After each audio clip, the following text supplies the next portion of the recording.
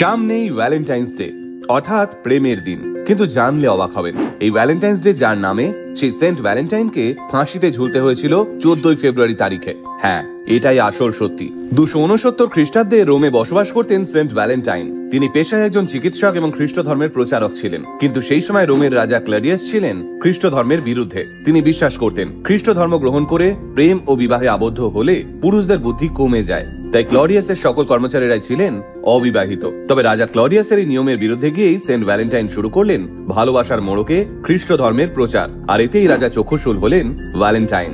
ভদ্রলোককে কারাগারে বন্দী করা হলো, কিন্তু কারাগারে বন্দী থাকাকালীনও এক দৃষ্টিহীন মহিলার চিকিৎসা করে তাকে দৃষ্টি ফিরিয়ে দিলেন ভ্যালেন্টাইন। আরও রেগে গেলেন রাজা ক্লডিয়াস আর ঠিক করলেন 14 ফেব্রুয়ারি তারিখেই ভ্যালেন্টাইনকে ফাঁসিতে ঝোলাবেন। এই সেন্ট ভ্যালেন্টাইনের স্মৃতির উদ্দেশ্যেই আজও রোম সহ গোটা ইউরোপে 14 ফেব্রুয়ারি তারিখে পালিত হয় ভ্যালেন্টাইন্স ডে। তাহলে কেমন লাগলো আসল সত্যিটা জেনে?